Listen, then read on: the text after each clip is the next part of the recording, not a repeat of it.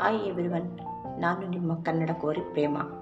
ಇವತ್ತು ನಾನು ನಿಮಗೆ ಒಂದು ರುಚಿಕರವಾದ ಆರೋಗ್ಯಯುತವಾದಂತಹ ಹೆಸರುಬೇಳೆ ಸಾಂಬಾರು ಯಾವ ರೀತಿ ಮಾಡೋದು ಅಂತ ಹೇಳ್ಕೊಡ್ತಾ ಇದ್ದೀನಿ.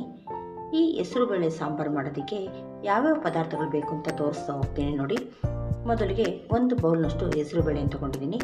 ಸ್ವಲ್ಪ ಟೊಮೊಟೊ, 1-2 ಟೊಮೊಟೊ, ಒಂದು ಈರುಳ್ಳಿ, 4-5 ಎಸಳು ಬೆಳ್ಳುಳ್ಳಿ, ಜೀರಿಗೆ, ಅರ್ಧ ಟೀ ಸ್ಪೂನ್ನಷ್ಟು ಅರಿಶಿನ, ಸ್ವಲ್ಪ ಕರಿಬೇವು, ಹಸಿರು ಮೆಣಸಿನಕಾಯಿ 4-5. ನಿಮ್ಮ ಖಾರ ಎಷ್ಟು ತಿಂತೀರೋ ಅಷ್ಟು ಹಸಿರು ಮೆಣಸಿನಕಾಯಿ ತೊಗೊಳ್ಳಿ, ಜೊತೆಗೆ ಸ್ವಲ್ಪ ಕೊತ್ತಂಬರಿ. ಆಮೇಲೆ ಒಗ್ಗರಣೆಗೆ ಸ್ವಲ್ಪ ಎಣ್ಣೆ, ಜೀರಿಗೆ, ಸಾಸಿವೆ, ಕರಿಬೇವು, ಒಣಮೆಣಸಿನ್ಕಾಯಿ. ಈಗ ಇಷ್ಟು ಸಾಮಗ್ರಿಗಳನ್ನ ಉಪಯೋಗಿಸ್ಕೊಂಡು ನಾನು ಹೆಸರು ಬೇಳೆ ಸಾರು ಮಾಡ್ತಾಯಿದ್ದೀನಿ.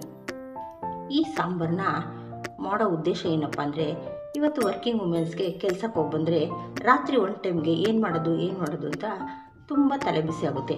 ಅಂತಹ ಸಮಯದಲ್ಲಿ ಈ ಒಂದು ರೀತಿಯ ಸಾಂಬಾರು ಮಾಡಿದ್ರೆ ಕಡಿಮೆ ಪದಾರ್ಥಗಳನ್ನ ಉಪಯೋಗಿಸಿ ತುಂಬ ರುಚಿಕರವಾದ ಆರೋಗ್ಯಯುತವಾದ ಸಾಂಬಾರನ್ನ ನಾವು ರೆಡಿ ಮಾಡ್ಕೊಳ್ಬೋದು. ಹಾಗಾದರೆ ಈ ಸಾಂಬಾರು ಹೇಗೆ ಮಾಡೋದು ಅಂತ ನೋಡ್ತಾ ಹೋಗೋಣ.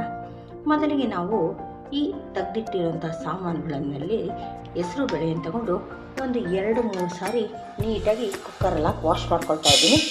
ಆಮೇಲೆ ಇದನ್ನು ಬೇಯಿಸ್ಕೊಳ್ಬೇಕಾಗುತ್ತೆ ನೋಡಿ. ಹೆಸರು ಬೇಳೆಯನ್ನು ನಾನು 2-3 ಸಾರಿ ನೀರಲ್ಲಿ ಚೆನ್ನಾಗಿ ತೊಳೆದಿಟ್ಕೊಂಡಿದ್ದೀನಿ. ಇದಾದಮೇಲೆ ಇಲ್ಲಿ ಇಟ್ಟಿರುವಂತಹ ಎಲ್ಲ ಪದಾರ್ಥಗಳನ್ನ ನಾವು ಒಟ್ಟಿಗೆ ಸೇರಿಸಿ ಬೇಯಿಸ್ಕೊಳ್ಬೇಕು. ಕುಕ್ಕರ್ ಒಳಗಡೆಯೇ ಟೊಮೊಟೊ, ಈರುಳ್ಳಿ, ಬೆಳ್ಳುಳ್ಳಿ, ಜೀರಿಗೆ, ಅರಿಶಿನ, ಮೆಣಸಿನ್ಕಾಯಿ ಮತ್ತು ಕರಿಬೇವು, ಕೊತ್ತಂಬರಿ ಎಲ್ಲವನ್ನು ಒಟ್ಟಿಗೆ ಸೇರಿಸ್ಬಿಟ್ಟು 1-2 ವಿಸಿಲ್ ತೊಗೊಳ್ಳೋಣ. ಆಮೇಲೆ ಅದಕ್ಕೊಂದು ಒಗ್ಗರಣೆ ಕೊಡಬೇಕಾಗುತ್ತೆ. ಈಗ ಇದನ್ನೆಲ್ಲ ಕುಕ್ಕರಲ್ಲಿ ಹಾಕಿ ಬೇಯೋದಕ್ಕೆ ಇಡ್ತೀನಿ ನೋಡಿ. ನಾನು ತೊಗೊಂಡಿರೋಂಥ ಎಲ್ಲ ಪದಾರ್ಥಗಳನ್ನು ಕುಕ್ಕರಲ್ಲಿ ಹಾಕಿದ್ದೀನಿ. ಈಗ ಅಗತ್ಯವಿರುವಷ್ಟು ನೀರನ್ನು ಹಾಕೋಣ. ಅತಿ ಹೆಚ್ಚು ನೀರೇನು ಹಾಕಿಲ್ಲ, ನಾನು ಒಂದು 2-3 ಗ್ಲಾಸಷ್ಟು ಮಾತ್ರ ನೀರನ್ನ ಹಾಕಿದ್ದೀನಿ. ನೀರು ಹಾಕಿದ್ಮೇಲೆ ಎಲ್ಲವನ್ನು ಒಂದು ಸರಿ ಮಿಕ್ಸ್ ಮಾಡಿಬಿಟ್ಟು ಇದನ್ನು ಸ್ಟವ್ ಹಚ್ಚಿ ಕುಕ್ಕರ್ನ ಸ್ಟವ್ ಮೇಲಿಟ್ಟು 1-2 ವಿಸಿಲ್ ಮಾತ್ರ ತೊಗೊಳ್ಳೋಣ.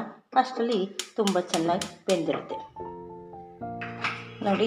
ಈಗ ಕುಕ್ಕರ್ ಲಿಡ್ ಓಪನ್ ಆಗಿದೆ, ತುಂಬ ಚೆನ್ನಾಗಿ ಬೆಂದಿದೆ. ಈ ಒಂದು ಟೈಮಲ್ಲಿ ನಾವೇನು ಮಾಡಬೇಕು ಅಂದರೆ, ಒಂದು ಸೌಟ್ ಸಹಾಯದಿಂದ ಚೆನ್ನಾಗಿ ಈ ರೀತಿ ಸ್ಮ್ಯಾಶ್ ಮಾಡಬೇಕು. ಯಾಕೆಂದರೆ ಹೆಸರುಬೇಳೆ ಚೆನ್ನಾಗಿ ನುಣ್ಣಗಾದರೆ ಸಾಂಬಾರು ಸ್ವಲ್ಪ ಗಟ್ಟಿಯಾಗುತ್ತೆ.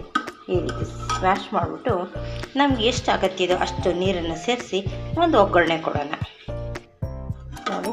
ಈಗ ಚೆನ್ನಾಗಿ ಸ್ಮ್ಯಾಶ್ ಆಗಿದೆ, ಎಲ್ಲ ನೀರು ಬೇಳೆ ಎಲ್ಲ ಚೆನ್ನಾಗಿ ಗಟ್ಟಿಯಾಗಿ ಮಿಕ್ಸ್ ಆಗಿದೆ. ಈಗ ಇದನ್ನು ಕುದಿಯೋದಕ್ಕಿಡೋಣ. ಇಟ್ಬಿಟ್ಟು ಒಂದು ಒಗ್ಗರಣೆಯನ್ನು ಕೊಡೋಣ ನೋಡಿ. ಸ್ಟವ್ ಮೇಲೆ ಒಗ್ಗರಣೆಗೆ ಬೌಲ್ ಇಟ್ಟಿದ್ದೀನಿ. ಈ ಒಗ್ಗರಣೆಗೆ ಅತಿ ಹೆಚ್ಚಿಗೆ ಏನಿಲ್ಲ, 1-2 ಸ್ಪೂನಷ್ಟು ಎಣ್ಣೆ ಹಾಕೋಣ. ಸ್ವಲ್ಪ ಎಣ್ಣೆ ಬಿಸಿ ಆದಮೇಲೆ ಅದಕ್ಕೆ ಜೀರಿಗೆ ಮತ್ತು ಸಾಸಿವೆಯನ್ನು ಸೇರಿಸೋಣ ನೋಡಿ. ಈಗ ಎಣ್ಣೆ ಚೆನ್ನಾಗಿ ಬಿಸಿಯಾಗಿದೆ. ಈಗ ಸಾಸಿವೆ ಮತ್ತು ಜೀರಿಗೆ 2 ಒಟ್ಟಿಗೆ ಸೇರಿಸ್ತಾ ಇದ್ದೀನಿ. ಅದು ಸ್ವಲ್ಪ ಚಿಟಪಟ ಅಂತ ಹೇಳಿದ್ಮೇಲೆ ಸ್ವಲ್ಪ ಕರಿಬೇವು,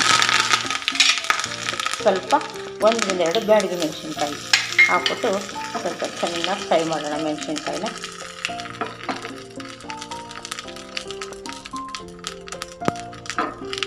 ಫ್ರೈ ಆಗಿದೆ.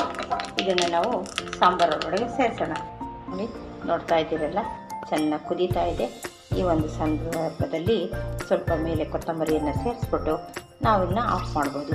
ಇದು ಕುದ್ದು ಸ್ವಲ್ಪ ಗಟ್ಟಿನೂ ಬಂದಿದೆ, ಕರೆಕ್ಟಾಗಿ ಕನ್ಸಿಸ್ಟೆನ್ಸಿಗೆ ಬಂದಿದೆ. ಈ ಒಂದು ಟೈಮಲ್ಲಿ ನಾವು ಕುದ್ದಿರೋದನ್ನ ಸಾಕು ಆಫ್ ಮಾಡ್ಕೊಳ್ಬೋದು. ನೋಡ್ತಾ ಇದ್ದೀರಲ್ಲ, ರುಚಿಕರವಾದಂತಹ ಹೆಸರುಬೇಳೆ ಸಾಂಬಾರು ರೆಡಿಯಾಗಿದೆ. ಈ ಒಂದು ಸಾಂಬಾರು ತುಂಬ ಕಡಿಮೆ ಪದಾರ್ಥಗಳನ್ನ ಉಪಯೋಗಿಸ್ಕೊಂಡು ತುಂಬ ಕಡಿಮೆ ಸಮಯದಲ್ಲಿ ಮಾಡ್ಬೋದು. ಒಂದು ಟೈಮ್ಗೆ ಇದು ಉತ್ತಮವಾದ ರೆಸಿಪಿ ಅಂತ ಹೇಳಿದ್ರೆ ತಪ್ಪಾಗಲಾರ್ದು. ಈ ಒಂದು ಸಾಂಬಾರನ್ನ ಅನ್ನದ ಜೊತೆ, ಚಪಾತಿ ಜೊತೆ, 2 ಜೊತೆನೂ ತಿನ್ಬೋದು. ಉತ್ತಮವಾದ ಒಂದು ಕಾಂಬಿನೇಷನ್ ಅಂತ ಹೇಳಿದ್ರೆ ತಪ್ಪಾಗಲಾರ್ದು. ಅದಕ್ಕೋಸ್ಕರ ನನ್ನ ಚಾನಲ್ನ ನೋಡ್ತಾ ಇರಿ. ಇದೇ ರೀತಿ ಒಳ್ಳೊಳ್ಳೆ ರೆಸಿಪೀಸ್ನ ನಿಮಗೋಸ್ಕರ ಶೇರ್ ಮಾಡ್ತಾ ಇರ್ತೀನಿ. ತಪ್ಪದೇ ಲೈಕು, ಶೇರು, ಸಬ್ಸ್ಕ್ರೈಬ್ ಮಾಡೋದನ್ನ ಮರಿಬೇಡಿ. ಉತ್ತಮವಾದ ಹೆಲ್ತಿ ರೆಸಿಪೀಸ್ಗೋಸ್ಕರ ಈ ನನ್ನ ಚಾನಲ್ ನಿಮಗೆ ಯಾವಾಗಲೂ ತೆರೆದಿರುತ್ತೆ. Thank you. ಬಾಯ್.